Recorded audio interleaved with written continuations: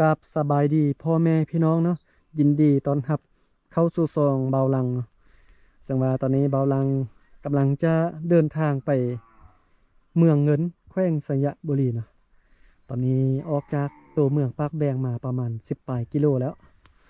ไปกับรถจักรคู่ใจของเบาลัง เบิ่งอันนี้นะห้อยก้นรถนี่ไปเลย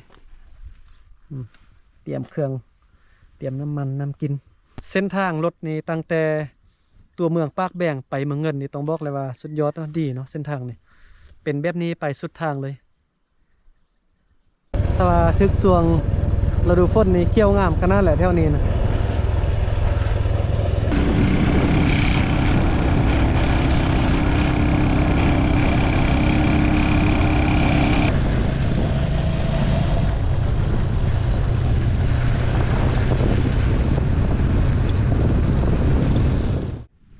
ตอนนี้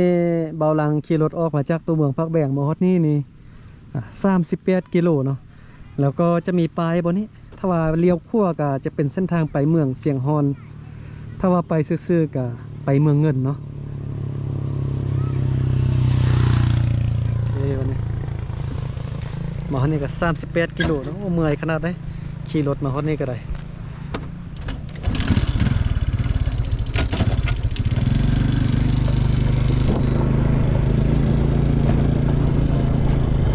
จะมี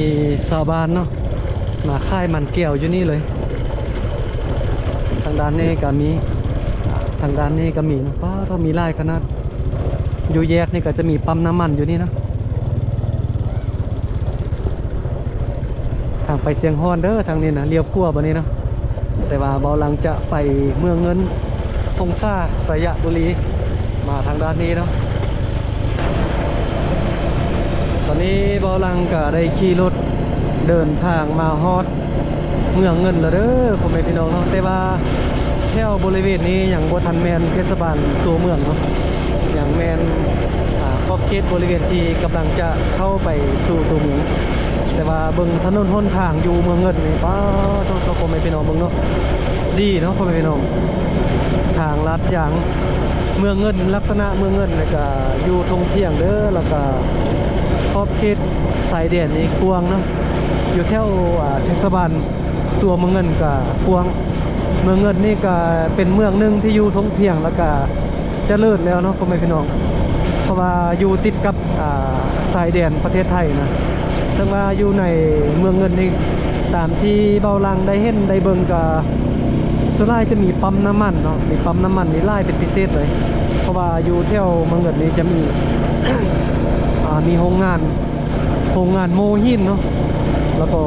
ส่วนใหญ่ก็จะมีคนไทยเฮ็ดเวียกอยู่นี่นะเพราะว่าอยู่มอไทยได้เห็นบอกเบิ่งปั๊มน้ำมันในบ้านความงามเนาะเบิ่งเหือดสารบานซองอยู่นี่มีแต่เหือนกอแบบนี้งามๆมันเบิ่งเนาะป้าเนาะเหือนหลังนี้บ่งามเดี๋ยวหลังจากขี่รถไปแล้วเก็บภาพบรรยากาศอยู่เมืองเงินนี้ให้เบิ่งให้ชมกันว่าเป็นจังได๋ส่วนใหญ่จะมีรถบรรทุกเนาะอยู่เมืองเงินนี่นะน่าจะมีการเก็บซื้อเครื่องปลาข้องดงเลยเพราะว่าเบาลังกับโมโหนะแต่สาวมงหุ่นเนาะมักมาซื้อเครื่องอยู่ทางเมืองเงินนี่นะแล้วก็ไปซื้อเครื่องอยู่ไทยมาค่ายเนาะ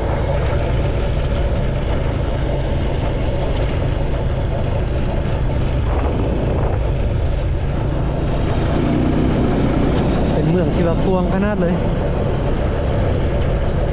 ส่วนแหล่งท่องเที่ยวนี่เบาลังกับโบแน่ใจว่าจะมีหรือโบเนาะอยู่ในตัวเมืองเงินเนี่ยตามที่เบาลังสังเกตเบิ่งน่าจะบ่มีเนาะสถานที่ท่องเที่ยว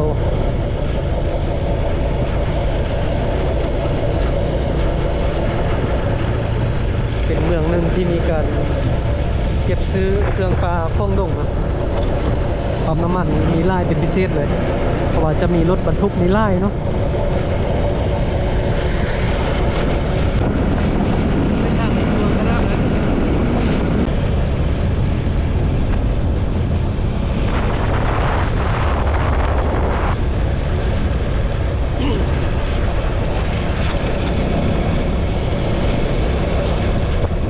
กวงเนาะเมืองเงินนี่บอลังขี่รถมานี่โดนเติบเลยบดทัวบดเทิงเดือ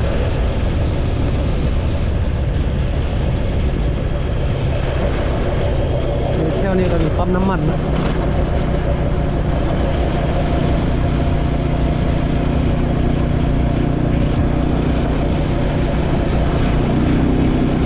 วันนี้ฟ้าบุดฟ้ามืดนะอากาศบ่ร้อน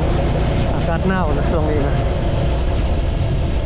อ๋อนี่ก็เป็นไฮไลท์เป็นจุดเช็คอินจุดหนึ่งนะพ่อพี่น้องนี่รูปปั้นพระนางสมาธิใหญ่ๆแบบนี้เลย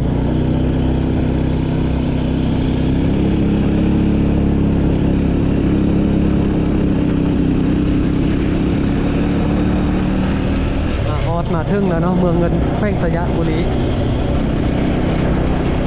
ต้นไม้นี่ใหญ่ขนาดไหน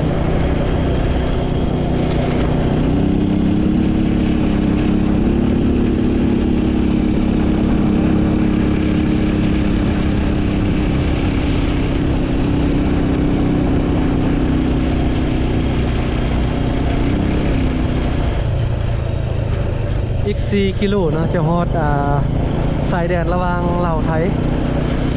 มื้อนะบอลังก็คิดว่าอยากจะลองไปเที่ยวประเทศไทยลองเบิ่งนะว่าจะเป็นจังได๋ทุกหมอฮอดเที่ยวนี้บริเวณนี้วิวงามขนาดเลยหมอฮอดเทศบาลตัวเมืองแล้วเนาะแต่ว่าเรื่องโรงแรมบ้านพักนี่มีน้อยเด้อพ่อแม่พี่น้องอยู่ตัวเมืองเงินนี่นะเพราะว่าบริเวณเมืองที่มีแหล่งท่องเที่ยวหลายนะน่าจะเป็นเมืองที่บ่มีบนท่องเที่ยวอะไรก็ว่าได้เนาะอยู่นี่จะมีร้านขายของกินจะซื้อของกินให้นึงก่อนว่าเนี่ยบ่ได้กินข้าวสวยซะเนาะ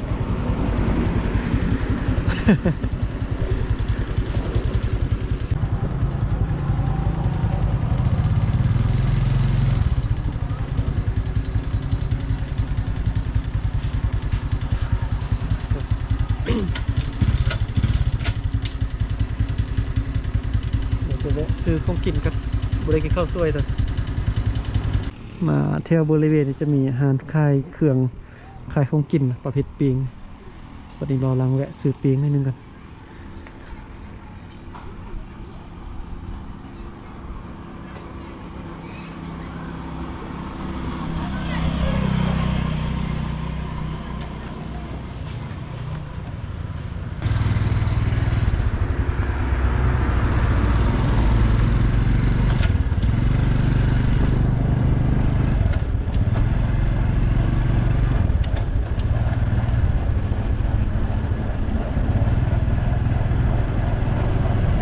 ก็ไปนั่งพักผ่อนกินข้าวนะเพราะว่า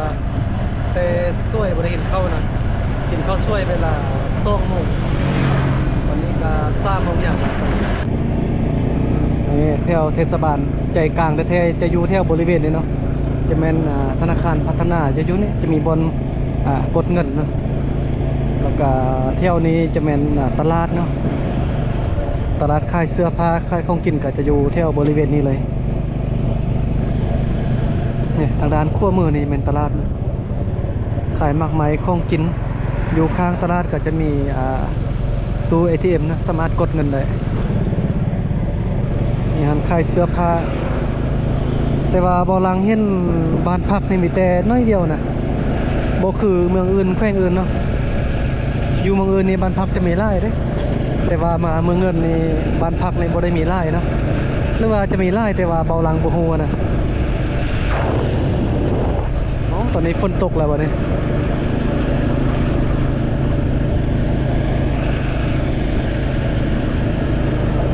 เดินกีฬาเตะบันจะอยู่ทางด้านนี้เนาะเดินกีฬาเตะบัน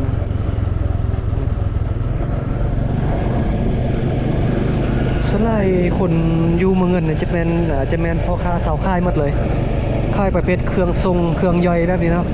อาหารการกินเครื่องใส่ประเภทนี้นะไล่เป็นพิเศษเลยฝนตกมาเนี่ย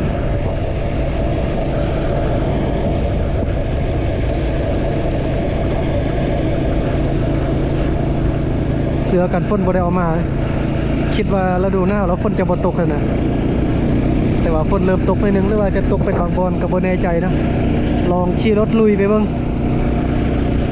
ถ้าฝนตกแท้ๆก็จะได้ซอกเสาฝนอยู่ข้างทางแหละ มาคนนี้จะมีแยกเนาะ ถ้าว่าไปทางด้านขั้วมือก็จะเข้าไปสายแดนไทยถ้าว่าไปทางซ้ายมือนี่ก็จะไปเมืองฮงซ่าหรือว่าไปฮอดในตัวเมืองแขวงสยบุรีพุ่นเนาะเดี๋ยวคลิปนี้บอลังจะไปทางสยะดีกว่า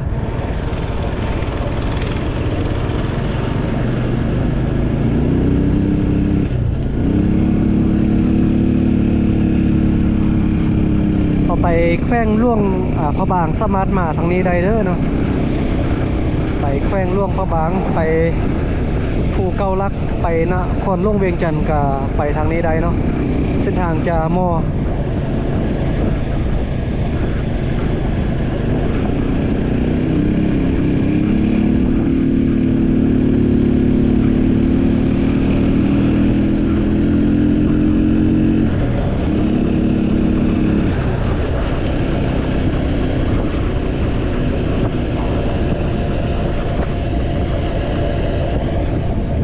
อยู่เมืองเงินเนี่ยจะมีปั๊มน้ำมันในไร่เป็นพิเศษเลยจะเป็นเมืองที่มีปั๊มน้ำมันที่ไร่กลัวเมืองอื่นเนาะทางด้านซ้ายมือนี้จะเป็นเส้นทางนอกเมืองเนาะไว้ให้รถบรรทุกเที่ยวตอนเข้ามานี่เบาลังลืมบอกเลยเพราะว่ารถบรรทุกนี่จะบอให้เข้ามาในตัวเมืองตอนนี้ก็มาฮอดคิวรถเนาะคิวรถก็จะอยู่ทางด้านขั้วมือนี่เลยคิวรถเนี่ยแล้วก็จะมีปั๊มน้ำมัน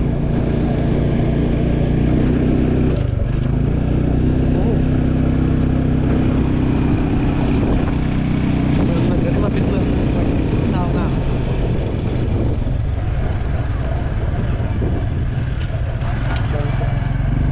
ซื้อกาแฟนะ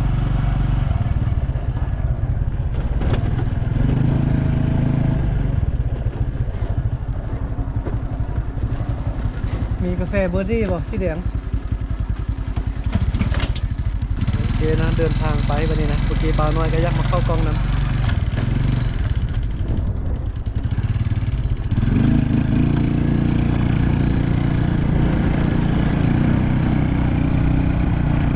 เงาหนอนนะเมื่อกี้ขี่รถเนี่ย